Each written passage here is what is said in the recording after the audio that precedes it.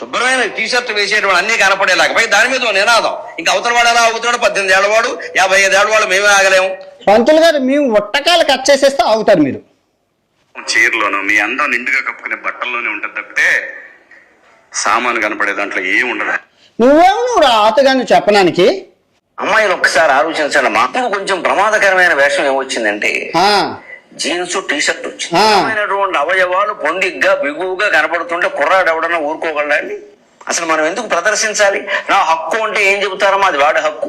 ఇది రేపు చేయడం అబ్బాయిల హక్కు. సున్ని కోసేస్తామని సిద్ధాంతం పెడితే సౌదీ అరేబియాలో గానా వాళ్ళ హక్కులు పోతాయి. ఇప్పుడు అమ్మాయిలో మీకు చెప్తున్నాను, మీరు గొడ్డ ముక్కలు ఇప్పుకొని కానీ మీ స్వేచ్ఛ ఇంపార్టెంట్, మీ సేఫ్టీ ఇంపార్టెంట్.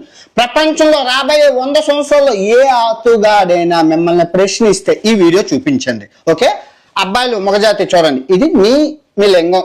మీకు 2 రొట్టెలు ఉంటాయి, చెడ్డీ వేసుకుంటారు, గాలి తగులుతుంది. కొంతమంది లుంగి పంచులు కట్టుకుంటారు ఒట్టకాయలకి గాలి తగలడం కోసం. ఇంకొందరు లుంగి పంచులు కట్టుకుంటారు మన పంతులు గారి లాగా, గాలి తగలాలి. ఓకే, అయిపోయింది. మరి అమ్మాయిలకు అవన్నీ, అమ్మాయిలు యోని మార్గం ఇలా ఉంటుంది. ఇదిగో గర్భశయించి పెద్ద పెద్దగా ఉంటుంది, బుర్ర ఇందులోంచి వస్తుంది కాబట్టి. ఇప్పుడు ఎంత పెద్దది ఉంటుంది అనడానికి నీకున్న లింగం ఇక్కడ పెడతావు అనుకో, చూడు ఎంత పెద్దది. ఇంకా దీనికన్నా పెద్దది అనమాట. ఆ బిడ్డ ఇందులో నుంచి వస్తుంది, ఎంత చిన్న కన్నంలో నుంచి. ఎంత గొప్పది. వాళ్ళకి ఎన్ని ప్రాబ్లం ఉంటాయో తెలుసా? ఈ వజైనాలో క్యాన్సర్లు, మొత్తం రక్తం. ఆ 3 రోజులు ఇది అవుతుంది కదా, ఆ 3 రోజులు తర్వాత 10 రోజులు ఇబ్బందులు, కంపులు, జిగురులు, వైట్ దిచ్చలు, ఎన్నో రకాల క్యాన్సర్లు, ఎన్నో ఇబ్బందులు, ఎన్నో నొప్పులు ఆడుకుంటాయి. నీకేటుంది? పుట్టిన కాంచి చచ్చినంత వరకు ఏ నొప్పి లేదు. నెలకో నొప్పి, వాళ్ళకి తలనొప్పులు. దానికి తోడు దీని మీద అవి కప్పేసి, తర్వాత డైర్లు కప్పేసి, తర్వాత లంగాలు వేసేసుకొని, ఆ తర్వాత చీర వేసేసుకొని 10 కుర్చీలు నువ్వు రేపు చేసేస్తాను, ఒళ్ళంతా కప్పుకొని తిరగాల. ఇస్లామిక్ మతంలోని, హిందూ మతంలోని చాలా దారుణం.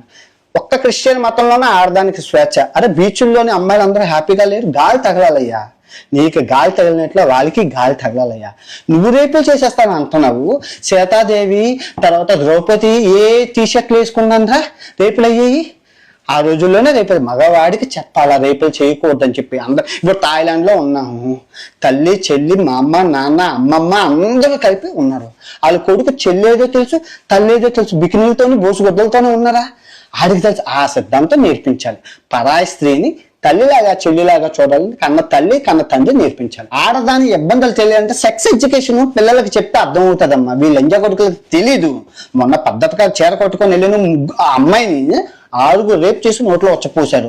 అటు మొన్న కాశీలో 20 మంది అబ్బాయిలు కలిపి ఒక అమ్మాయిని ఒకే రూమ్ లో రేపు చేశారు. మొన్న 8 ఏళ్ళ అమ్మాయిని మన ఆంధ్రప్రదేశ్లోని స్కూళ్ళకి పద్ధతి. మన భారతదేశ స్త్రీలను గౌరవించి సాంప్రదాయమైనటువంటి డ్రెస్సులు వేసుకొని బయటకు వెళ్ళమని గరికపాటి గారు అలాగే శివాజీ గారు చెప్పడం జరిగింది. అవినాష్ అనే వ్యక్తి వాళ్ళని విమర్శించడం జరుగుతుంది. అలాగే మన హిందూ దేవతల గురించి కూడా తప్పుడుగా మాట్లాడిన ఆ వ్యక్తిని ఏ రాష్ట్రంలో ఉన్నా కూడా మన ఇండియాకి తీసుకొచ్చి తక్షణమే అరెస్ట్ చేయాలని కోరుతున్నాము. వీడియో నచ్చితే లైక్ చేయండి, షేర్ చేయండి, ఛానల్ని సబ్స్క్రైబ్ చేసుకోండి. Thanks for watching.